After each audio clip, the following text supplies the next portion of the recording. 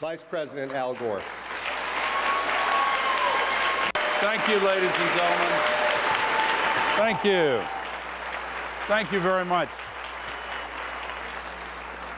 Well, thank you very much, ladies and gentlemen. It's so great to be back in South Florida. You know, I came here to Miami on a book tour when I wrote Earth in the Balance back in late 1991 and before joining Bill Clinton 6-8 months after that. It seems like a long time that I have been speaking and writing about this issue of the climate crisis. So all these years later, here we are, just 1 month away from the historic meeting in Copenhagen, Denmark, where all of the nations of the world are about to gather to try to get a treaty that accelerates the movement to solve the climate crisis and bring about reductions in the global warming pollution. Today, all around the world, we will put 90 million tons of global warming pollution into that thin shell of atmosphere surrounding the planet. And all of that global warming pollution is trapping a lot more heat in the Earth's atmosphere. 25 million of those tons go into the ocean every single day, and they're making the ocean more acidic, interrupting the forming of coral reefs, and everything that makes a shell has a kind of an osteoporosis now. And in the atmosphere, the CO2, which is the principal global warming pollution, along with methane and black carbon and the other pollutants, nitrous oxide and volatile organics and carbon monoxide, all of that together traps the heat and raises temperatures. The planet has a fever, in effect. Now, if you have a young child and the child starts running a fever, you may think it's a 24-hour bug. Usually it is, often it is. But if it keeps on going up, well, you go to the doctor. And if the doctor says, we've done the tests here, and the bad news is it's not a passing bug, we're going to have to take some action here, but good news is if we take action, we can fix this.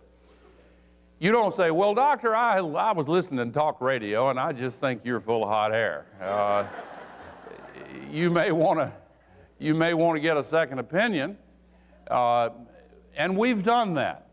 20 years ago, the United Nations set up a body of the 3,000 finest scientists in the world, specializing in the many disciplines that have to be brought to bear in an effort to understand this unprecedented crisis. And now, over the last 40 years, they have issued 4 unanimous reports. And the last one declared that the evidence is unequivocal. Unequivocal.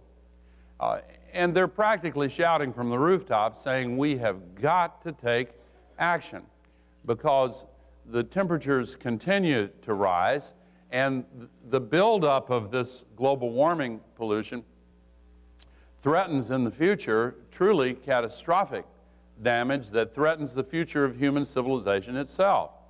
And it's been difficult for all of us to really get our arms around how big this crisis is, partly because as human beings we naturally sometimes confuse the unprecedented with the improbable. If something's never happened before, we're generally safe in assuming it's not going to happen in the future. But the exceptions can kill you. And this is one of the exceptions.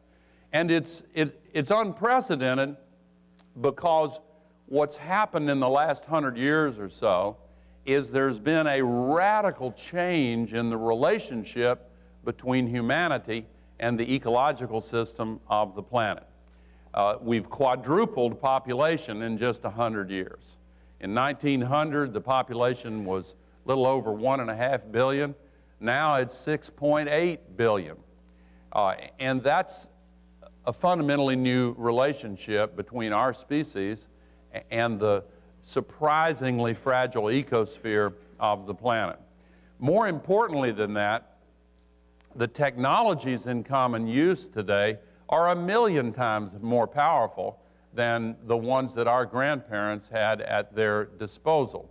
Whether it's genetic engineering or new chemical processing or all of the powerful machinery that we use that churns through the carbon fuels in the crust of the earth and leaves that residue in the atmosphere.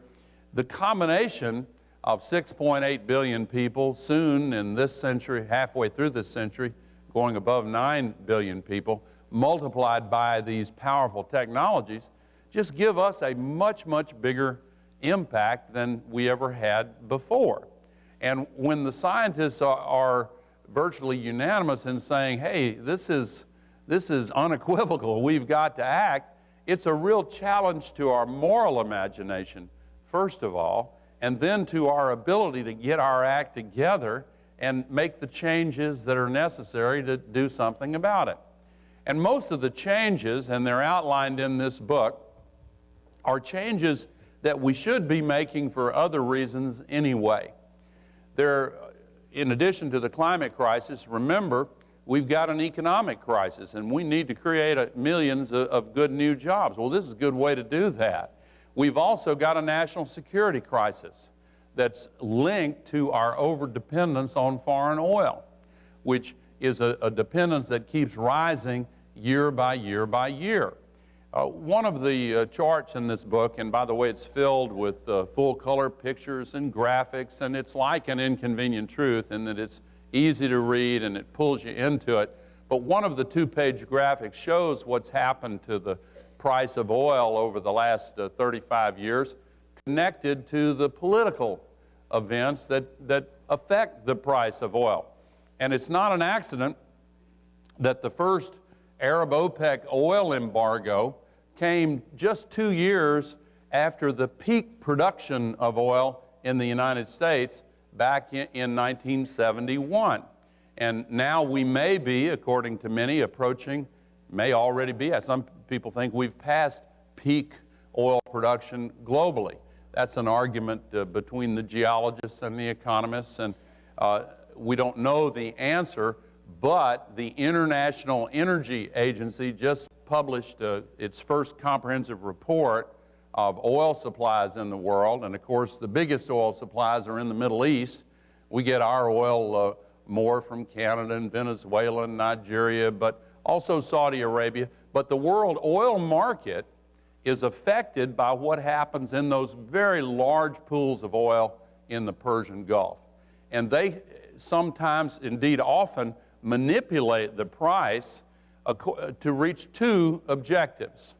First, naturally, they seek to maximize their revenue. They want to get as much money as they can, and we're sending hundreds of billions of dollars to foreign countries every year just for the millions of barrels of oil that we use every single day. But they have a second objective, and we haven't really taken into account in our thinking their second objective. They seek to manage our political will in the United States. The price goes way up, and we begin to feel a sense of shock, and we get our act together a little bit and say, okay, we're going to get off this foreign oil. We're going to do something about it. But then when they see us getting close to shifting away from foreign oil, then the price comes back down again. You know how that happens. And then we relax and we wait for the next cycle. So we've been on this roller coaster, and we've had 2 wars over in the Persian Gulf in the last couple of decades, and those wars have many complicated causes, but one of them is our national security is threatened if we have a sudden cutoff of the oil supplies at a time when we're so ridiculously dependent on foreign oil. So there's a common thread running through the climate crisis, the economic crisis, and the security crisis. And that common thread that links them all is our absurd overdependence on carbon-based fuels. And if we grab hold of that thread and pull it hard, all three of these crises begin to unravel, and we hold in our hand the answer to all three of them. And that is to switch from carbon-based fuels to abundant, renewable energy sources available right here in the United States of America. Much higher levels of efficiency, sustainable agriculture, sustainable forestry. We know what to do, but this book, Our Choice, A Plan to Solve the Climate Crisis, outlines the solutions to the climate crisis.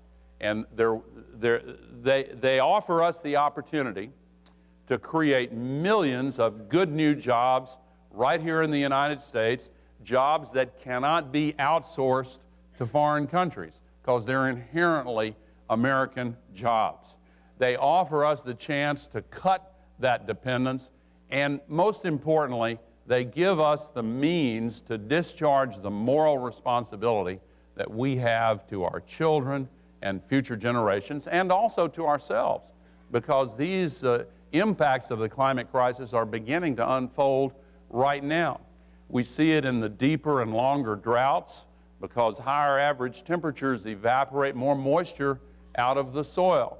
The climate change, the change in the patterns shifts the places where the rain falls, and when it comes, it leads to much larger downpours, but then that's moisture evaporation out of the soil gives us larger floods and larger droughts, and the scientists are agreed on that. We see more fires. There's been an enormous increase in the size and the number of large fires on every single continent, because when the vegetation dries out, then you get more kindling. And you also get more lightning, by the way. A study at the University of Tel Aviv demonstrates that each 1 degree increase in temperature brings a 10% increase in lightning strikes. You put more energy in a system, it becomes more energetic. You also get stronger storms coming off the warmer oceans. And of course, South Florida has had a bitter experience with these stronger storms. And the storms have faster winds and higher moisture content in the storm. So they're more destructive for both of those reasons. You also get a melting of the ice in all of the ice-covered regions of the world.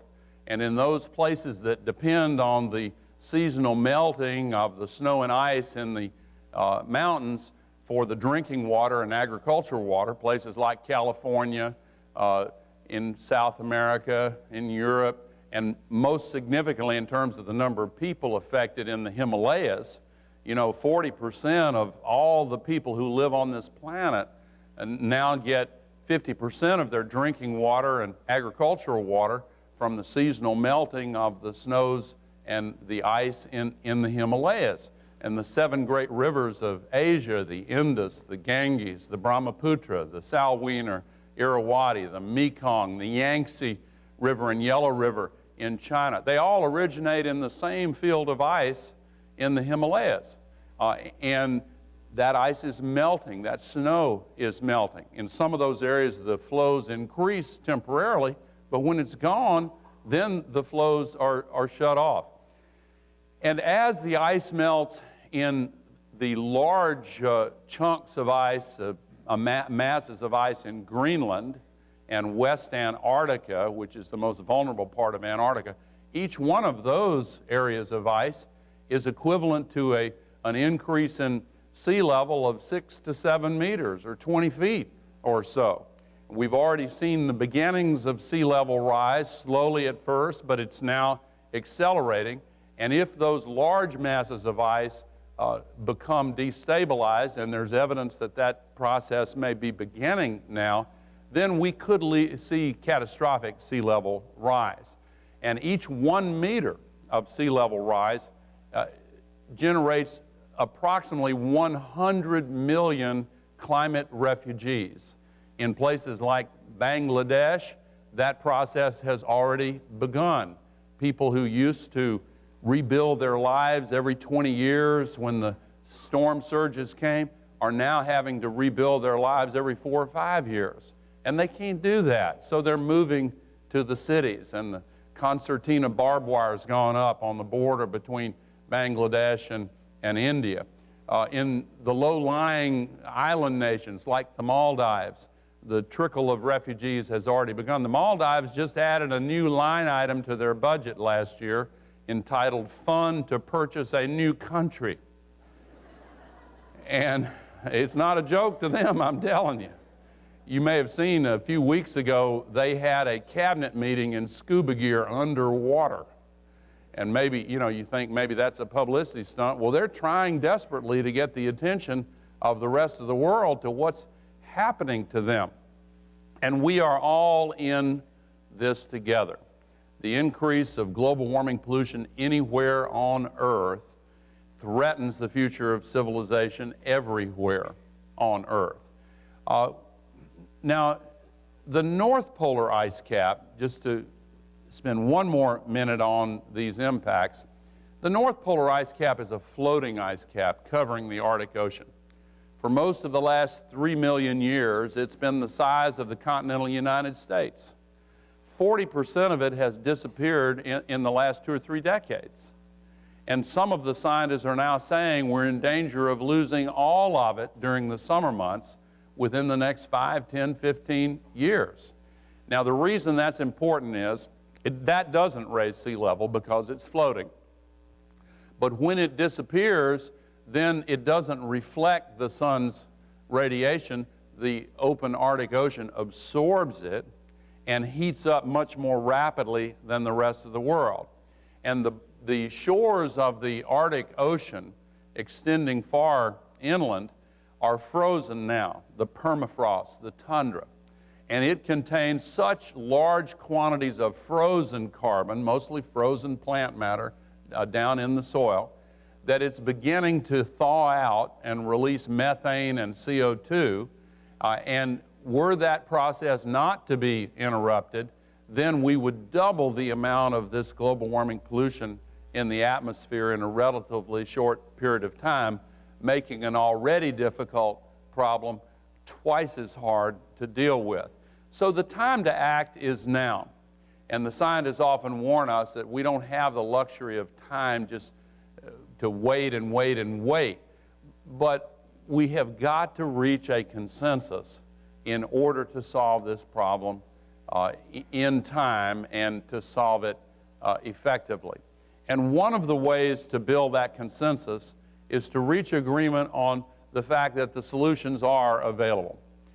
And over the last 3.5 years since the publication of An Inconvenient Truth, I have really dug deeply into this, holding more than 30 so-called solution summits with the leading experts from all around the world coming together to talk and study and discuss with one another exactly what the latest findings are, what the latest breakthroughs are, and what the best thinking is on how we can solve this crisis. And in a real sense, this book is based on the insights of these global experts, and I'm grateful to them. Their names are all listed in the back in the acknowledgments. There are quite a few of them. And the one learning experience for me out of this process that's been most exciting is that it's now obvious to me that we've got more than enough solutions to solve 3 or 4 climate crises. And the good news is we only have to solve one. But in order to do it, we've got to start acting now, and that means overcoming the resistance of some of the very powerful lobbies that understand that the old ways, the old polluting ways, make them a lot of money, and they don't want to change. And they've got a lot of political power, and they've got a lot of influence. And they're spending a lot of money, and they're working very hard to try to paralyze the political process and prevent the kinds of changes that are necessary to allow us to really solve this crisis. So this book is a presentation of a complete plan to actually solve the climate crisis. It has an introduction and a conclusion and a few parts with many chapters in between. And I'd like to spend just a few minutes here giving you an overview of this book, and then I look forward to signing books for you, and I hope you enjoy this book. I start with a presentation of exactly why this crisis has unfolded, and that's just for the starters. And there's 6 pollutants, 6 kinds of pollutants that are put up there, and each of the 6 is connected to a whole pattern of activity. And I trace that at the very beginning.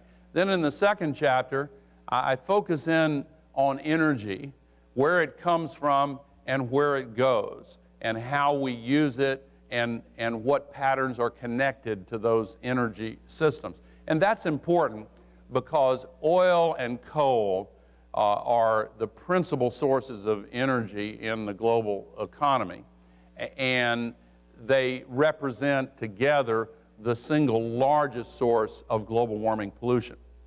You know, 150 years ago this year, 2 events took place at the same time that are connected to this. The first oil well in the world was drilled in Pennsylvania by Colonel Edwin Drake. He wasn't really a colonel, but that's another story.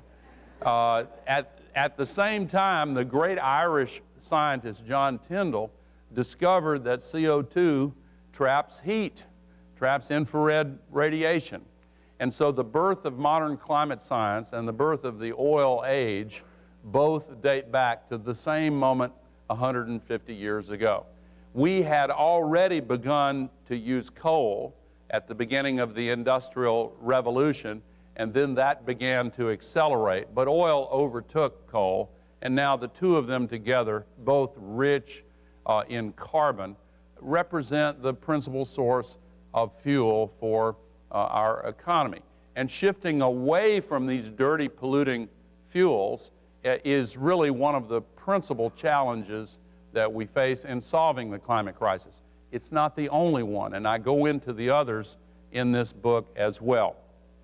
But then in section 2 of the book, I focus in on the principal sources of energy that we can get from renewable sources. First of all, solar energy. There is enough sunlight that falls on the surface of our planet in 1 hour to equal a full year's supply of energy for the entire world. And the scientists and engineers have gotten better and better at capturing and converting that sunlight into electricity. There are 2 principal ways they do that. If you don't count the hot water heaters, which are very, very effective, and we ought to make greater use of that. If you don't count passive solar energy, which is also a very effective use of solar energy. But if you're talking about producing electricity, there are 2 principal ways to do that. The sun's rays can be concentrated with mirrors to boil water and make steam and turn the turbine generators. And that's being done already. And it's a very effective way to make virtually unlimited amounts of electricity. The second way is probably advancing a little more rapidly than the first way, and that's what's called photovoltaic energy, a big $20 word that just means that they've figured out how to take the photons in the sunlight and transform them into electrons that make electrical current. And that's an exciting source because innovation gives us a lot of leverage on improving the cost effectiveness of that source of energy. And they're coming up with a lot of exciting breakthroughs.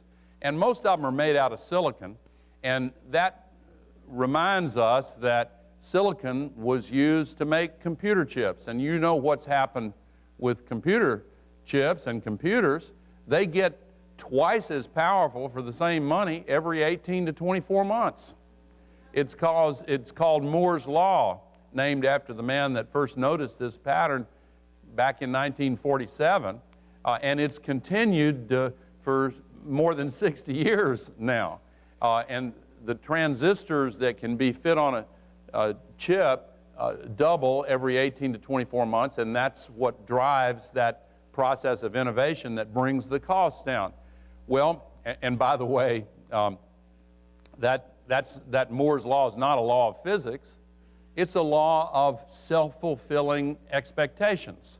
These computer chip companies realized that the demand for computer chips was growing so rapidly, it made sense for them to invest a lot of money in research and development so that they could capture a larger share of that growing market.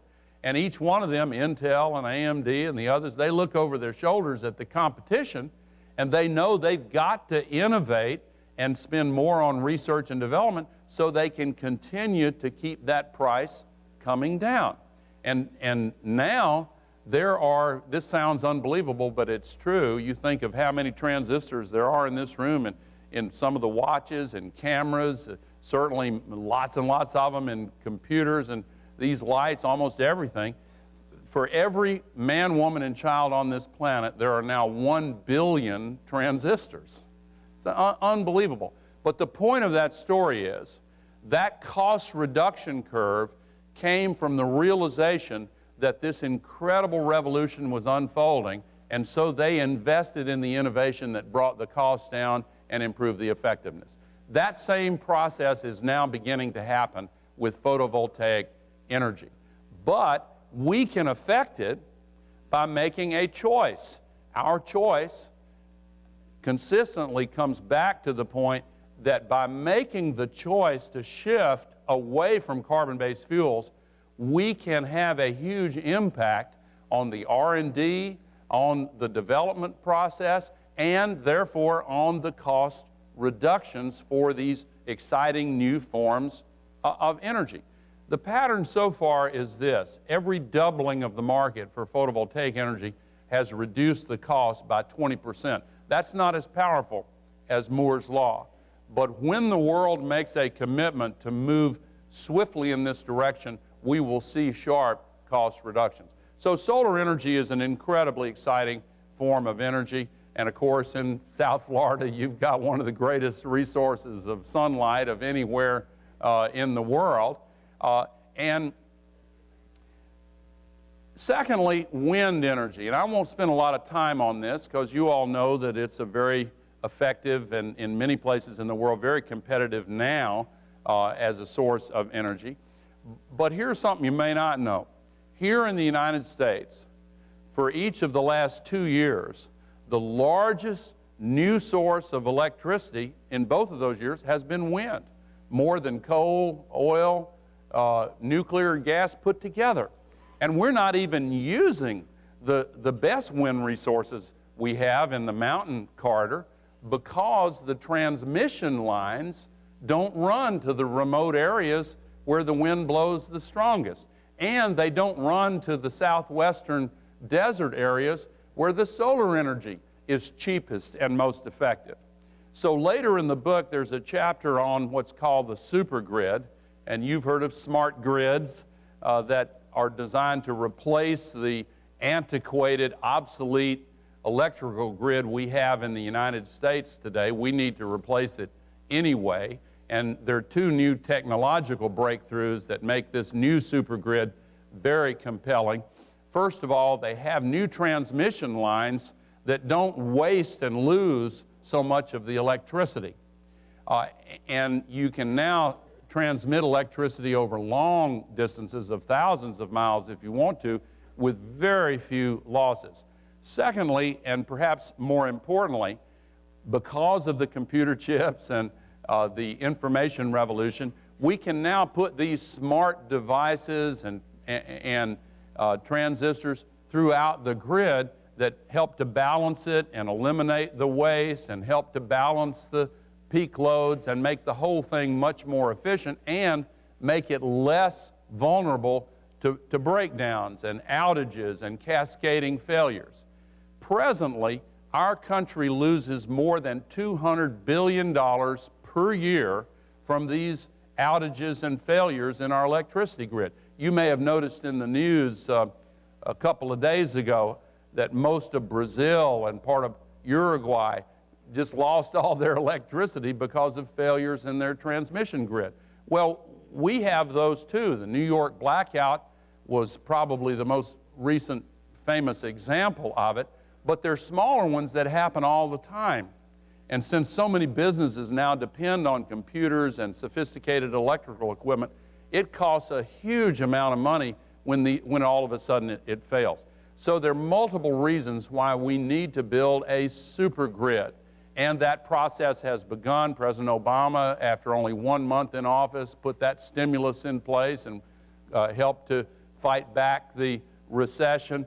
And as we continue to build this super grid, we're going to create millions of good new jobs, also by building the solar panels and the windmills and making this historic transition away from the dirty, polluting, vulnerable carbon-based fuels. The third new source of energy I talk about in the third chapter, I guess chapter 5, but the third one in this section, is something called enhanced geothermal energy. And this is a sleeper in this debate because there's widespread misunderstanding about geothermal energy. Most people still think of geothermal energy in connection with the places where hot water bubbles up from inside the earth, and some of those places have long been used to produce electricity. But now with the new technology for drilling deeper into the earth, with drill bits that don't melt when you get farther down, because the farther down you go, the hotter the temperature gets. And if you go down 2 kilometers in almost the entire western United States, and if you go a little deeper in the entire United States, there is a virtually unlimited source of extreme heat that can be used to generate electricity. They now estimate that we in the United States have a 35,000-year supply of energy just from this enhanced geothermal energy. And it's not intermittent like solar and wind. It doesn't depend on when the sun shines and when the wind blows. It's constant, 24 hours a day. So that is a very exciting source of renewable energy that this book details and shows how we can use it and how we can create jobs in the process.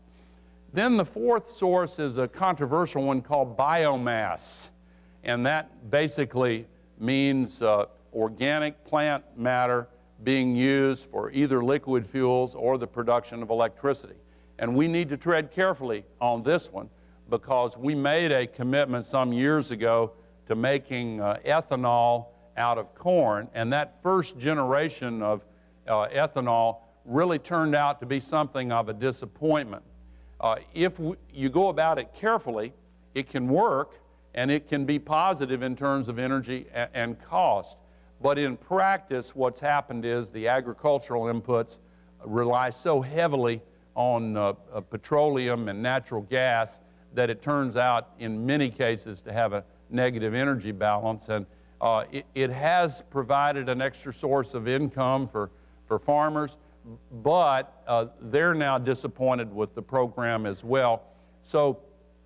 But we don't want to throw out the baby with the bathwater, as they say, because there is a second generation of ethanol and a third generation, and these new forms of biomass fuel are far more cost-effective, much higher yields, and they don't compete with food crops. And they don't use plants that have to be grown on land that would otherwise be used for food. So this is an exciting source. And in the rest of the world, there's been a shift away from making liquid fuels out of biomass and a shift toward using that to create electricity instead of burning coal and oil. And on our transportation system, which is one of the big reasons why we need liquid fuels, there is an answer that you have seen beginning to emerge, and it's very exciting. The old systems for powering cars, the internal combustion engine, more than 100 years old, is horribly inefficient and polluting. And now you're beginning to see the first appearance of electric cars, plug-in electrics, electric hybrids, and soon all electric vehicles. So the combination of a shift to electric cars and this supergrid and renewable sources of electricity give us the exciting prospect of becoming far less dependent on foreign oil for the source of gasoline, and it's also one of the new solutions that's going to create millions of new jobs in the process. Now, biomass is connected to living systems, and the next section of the book, well, wait a minute, hold on, let me back off, because before I go to that, I want to mention two chapters that deal with controversial sources of solutions. One is nuclear power, and the second is carbon capture and sequestration. And I won't spend a lot of time on this, but I encourage you to read more about it if you're interested in it. First of all, nuclear power. I used to represent Oak Ridge, Tennessee, where the nuclear industry began. And I used to be very enthusiastic about nuclear power. But I've grown more skeptical and cautious over the years because of the practical experience that we've had with nuclear power. I'm not opposed to nuclear power, and I think there will be some more nuclear reactors. But we've got to be realistic about this technology and not just think it's a silver bullet. Let's assume for the moment that we will solve the problems of nuclear waste disposal, that we will solve the problems of safety in the operation of these reactors. I've watched so many episodes of The Simpsons, I know that Homer operates one of these plants. But let's assume that we'll solve these problems, and I think that we will. But that still leaves two big problems. First of all, the cost has been increasing at the rate of 15% per year. And a plant that used to cost $400 million now costs $4 billion, and it's still increasing at the rate of 15% a year. And they only come in one size, extra large. And so the utilities have been real reluctant to commit so much money to these very large, very expensive plants when there's not a single engineering firm in the United States or Europe that I can find that will stand behind an estimate of how much it'll cost to build one or how long it'll take to build one. So the present generation of nuclear reactors has been disappointing and has grossly unacceptable economics. Now, with ever larger subsidies from taxpayers, there will be some built, and they will play a role. And I hope that the new designs that are now being developed for smaller reactors that are inherently safer will enable that technology to play a larger role, but we're talking 20, 25 years out before those designs are really available, and we've got to act now. So the other one, carbon capture and sequestration, which I'm sure you've heard a lot about, that would be great if we could do it economically and quickly. We could keep on burning fossil fuels and just capture all the CO2 and bury it safely in the ground. And it sounds intriguing, and I think this too will play a role in our effort to solve this crisis, but probably not as anywhere near as large a role as the enthusiastic advocates of that technology hope, because here are the problems. If you run a coal-fired generating plant, you're in the business of selling electricity. If you install a carbon capture and sequestration operation at that plant, you've got to take more than 1/3 of the electricity you're generating just to run the carbon capture and sequestration operation. So your business plan is just taking a big hit. If you've got to get rid of 1/3 of your main product just to make it safe. And now, again, the taxpayers are being asked to subsidize this, and probably there's some fair balance that makes it usable in some locations. And with enough research and development, maybe they will find a cheaper and more effective way to capture the CO2. But the sheer volume of the CO2 is so enormous. Every single day, it would equal far more than all of the oil we're importing every day, more than all of the natural gas and all the pipelines. And then in order to store it safely. They've got to do a lot of very time-consuming work to understand and characterize the underground geology in the places where they believe it's safe to store it, and that takes a lot of time and money. And again, they'll be able to do it, and the good news is that it's probably safe. All of the elements of that technology have been shown to work. They've just never been integrated and demonstrated at a large commercial scale, and that too will take time. And each one of the sites is very, very different, and they have to make sure there's not some abandoned well running down through it that could serve as a chimney for it to come back out, and they can do that.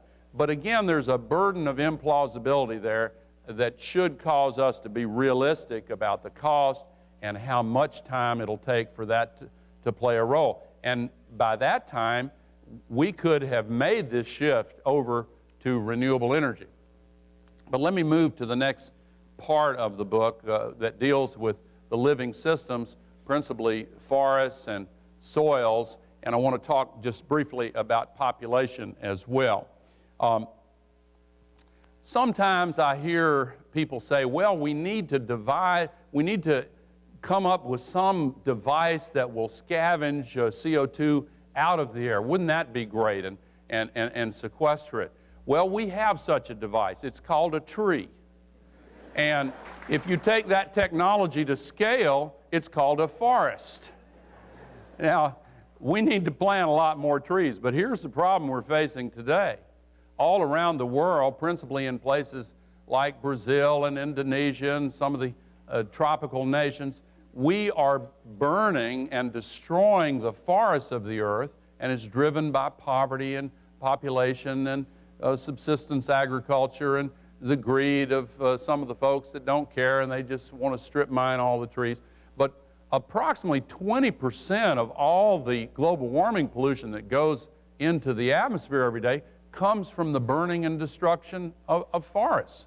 So this agreement they're trying to get at Copenhagen blends together reductions in industrial emissions and a reversal of the deforestation around the world. And that is a very important part of the solution.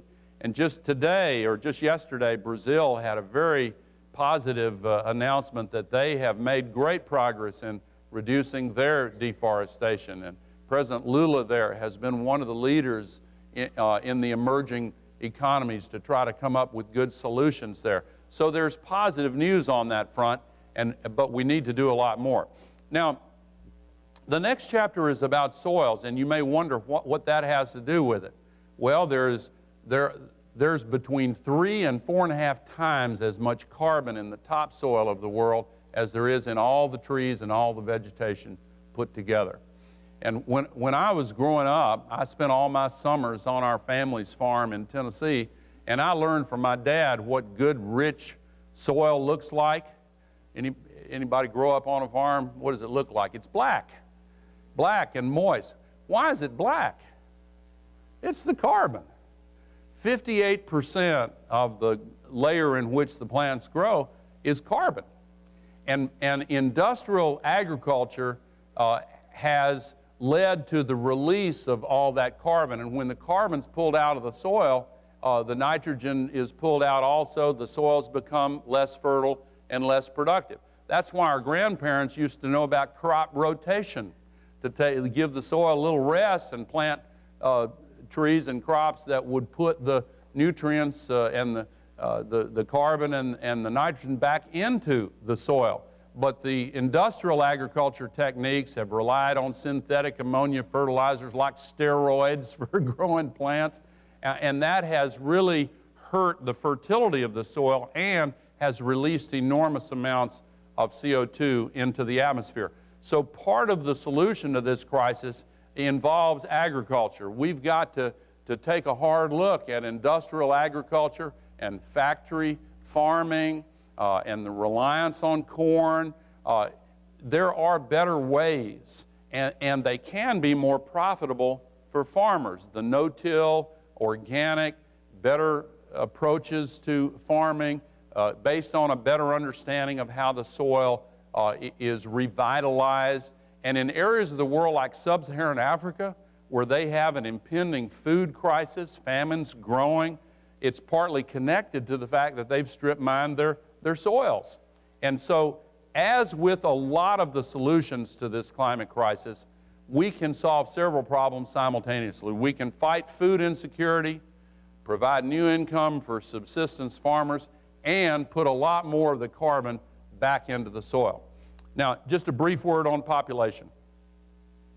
The stunning increase in population that I referred to at the beginning of my talk is one of the principal reasons we have a bigger impact on the earth today. But it's important for us to recognize that this is a success story unfolding in slow motion. We are seeing a slowing of the population increases around the world, and they're confident now that it's very likely that halfway through this century, the global population will stabilize because they now understand the pattern.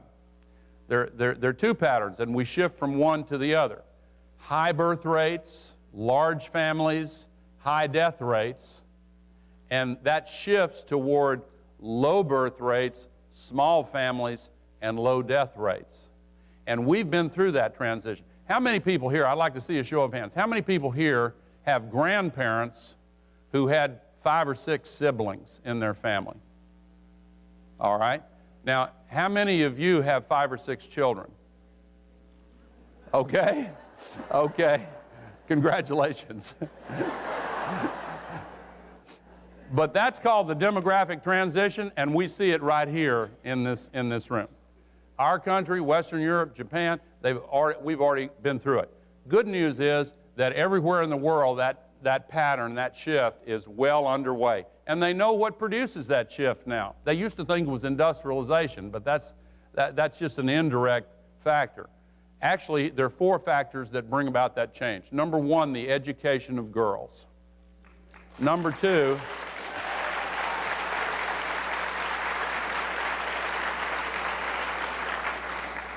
men, did you notice a slightly higher pitch to that reaction? You'll like this other one. The second one, too, is the empowerment of women to take part in the decisions of society. Number 3, the availability of fertility management to give families the ability to choose how many children and the spacing of children. And in ways that are culturally acceptable, country by country. Number 4, most importantly, turns out, higher child survival rates. And that may sound counterintuitive, but actually the confidence on the part of parents that their children will survive is the key factor in unleashing the natural preference for smaller families. And where all 4 of those conditions are present, this historic shift is taking place all over the world. Okay, now, the final section of the book before the conclusion deals with the obstacles that have to be removed in order to implement these solutions. We've got the solutions. We've got more than we need. But in order to implement them, we've got to move the obstacles in our path. And I focus in on 3 of them in particular. And we're running out of time, so I'm not going to go into detail, but we've got political obstacles that we have to remove, okay? These large carbon polluters have been spending about $1 billion a year around the world in order to try to paralyze the political systems and prevent the changes they think will be a disadvantage to them. And they're not our enemy. They need to be a part of the solution. But we're long past the time where we can just sit back and relax and let them make all the decisions on behalf of the rest of us because they're the ones paying attention. And so part of the message of this book is you are part of the solution. In fact, you are the key solution to the climate crisis. You need to become active as citizens. It's important to change the light bulbs and the windows, but it's a whole lot more important to change the laws and the policies and to get a treaty that enables us to solve this crisis. And our political system is not working as well as it should. Maybe you've noticed that. Every time there is some kind of reform in the public interest, the special interests that don't want to see reform have way more power than they should. And I go into some of the reasons for that and some of the reasons for the lethargy in our democracy. You know, the average American now watches television 5 hours a day. 5 hours a day. You do the, and here we are at the book fair. That means that somebody is making up for us in bringing that average up. We have got to reinvigorate our democratic process. And the internet-based forms of communication are once again enabling individuals to take part in the conversation of democracy and use the power of ideas and become advocates. And again, you are the key solution to this, so please contact your members of Congress. Right now, contact your senators, because that's where the legislation is right now. It's already passed the House of Representatives, and so I hope that all in the sound of my voice will take that to heart and be a part of the solution. Second obstacle that I deal with here is the flaws in the way we measure pollution in our economic system. Because CO2 is invisible, tasteless, and odorless, but more importantly, it has no price tag. And so the market sends signals to polluters every day, and the signals say it's perfectly all right to dump 90 million tons into the atmosphere every day as if it's an open sewer. We don't care. We're not paying attention. And every time in our history, we as Americans have tried to improve the quality of life by controlling pollution. Every time we've said, don't dump it in the water. Don't poison the air. Always the polluters have said, oh, don't do that to us. That's going to be terrible. And then when we've persisted and controlled pollution, turns out to be a lot cheaper to control it. You can do it a lot faster, and it makes life a lot better. And we look back and say, why did we put up with that for so long? This is the biggest example of it, and we've got to speak up as Americans and insist that the market system have a signal that helps us control this pollution by having a price on it. Now, the final obstacle I deal with is one of the most interesting, and I invite you to read about it. It's an analysis of the way we think about the climate crisis. And I had 2 full days with neuroscientists and behavioral psychologists. There's an explosion of interesting, fascinating new research on this. I had to put them in different days. I didn't know that neuroscientists and behavioral psychologists have to be kept apart, but I'm mostly joking on that, but not entirely. Just briefly, you know, we are predisposed to short-term thinking. And one of the reasons for that is that our ancestors survived certain kinds of threats that emphasize short-term thinking. And I don't want to go into the evolutionary process. I know that's controversial. We had a trial in my home state, you know. And I thought about that when the Chamber of Commerce said they wanted a new Scopes trial on climate. I can tell you, coming from Tennessee, one Scopes trial is enough. But however you believe we developed, the threats that our ancestors faced are different from the ones we faced. When you leave here today, I'd guess that the odds of you running into a leopard or a lion are probably pretty small. But our thinking is still shaped by what we've inherited from our ancestors. The good news is we do have the capacity to form long-term goals based on deeply shared values and then stay the course to go to those long-term goals. The greatest generation after World War II got tired of all these world wars coming out of Europe, and so they made a decision to set a long-term goal with the Marshall Plan. And Democrats and Republicans worked together for decades, and now Europe is unifying with peace and prosperity, and we haven't had another world war come out of Europe. That's part of the benefit of having this long-term thinking. We have that capacity, and now we've got to use that capacity. Now, then in the conclusion of the book, I sketch out 2 scenarios, whether we make it or whether we don't. And I think we are going to make it. I'm optimistic, because if we were to just take the benefits of all the hard work and sacrifices of previous generations and exploit them fully in our lifetimes to the point where nothing was left, and then give the back of our hand to future generations, that would be the single most immoral act by any generation of human beings that's ever been alive on this planet. And one of the sources of the passion I feel for this issue is that I don't think that's who we are. I don't for 1 minute think that's who we are. You know, there are some young people here, and many families represented here who have children in high school or college. If you're a member of a family like that, or if you're a young person, how many families have a daughter or a son who has changed his or her course of study or field of concentration in the last few years in order to learn about and gain the skills necessary to be a part of the solution to this crisis? Could I see a show of hands? Thank you very much. That is a source of hope. I remember when I was 13 years old, hearing President John F. Kennedy announce a goal of putting a man on the moon and bringing him back safely in 10 years. And I remember how many people said that's impossible, he shouldn't have done that. But 8 years and 2 months later, Neil Armstrong set foot on the surface of the moon and planted the American flag. And on that day in Houston at Mission Control, there was a great cheer that went up. And the average age of those systems engineers was 26, which means that when they heard that challenge, their average age was 18. All over the world, this new generation is rising to be a part of this solution, and we're counting on them. But ladies and gentlemen, they're counting on us.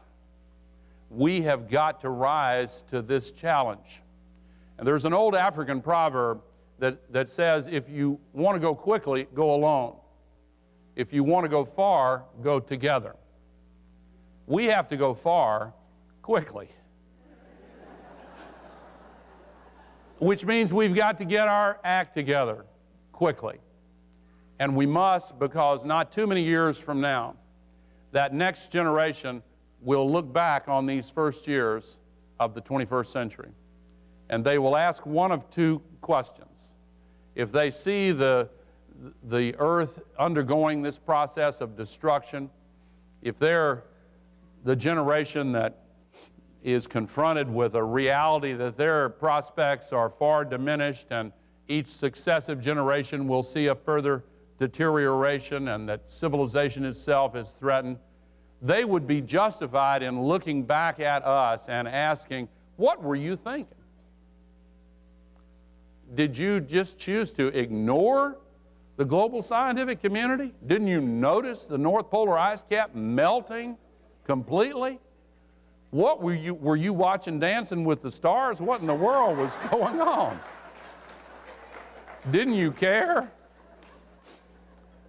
But if they look around them and see a world in renewal, with millions of good new jobs, with the earth recovering, with solutions being applied to all of these related problems, with a sense of common purpose in life, with the prospect of increasing quality of life and prospects for each succeeding generation, then I want them to look back at us and ask, how did you find the moral courage to shake off that lethargy, listen and pay attention, and then feel the passion that comes from caring about those who come after us? That's the question I want them to ask, and we have to answer with our deeds, not only with our words. We have everything we need to solve this crisis, with the possible exception of political will. But ladies and gentlemen,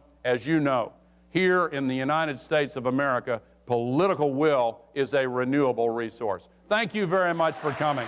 Appreciate you being here.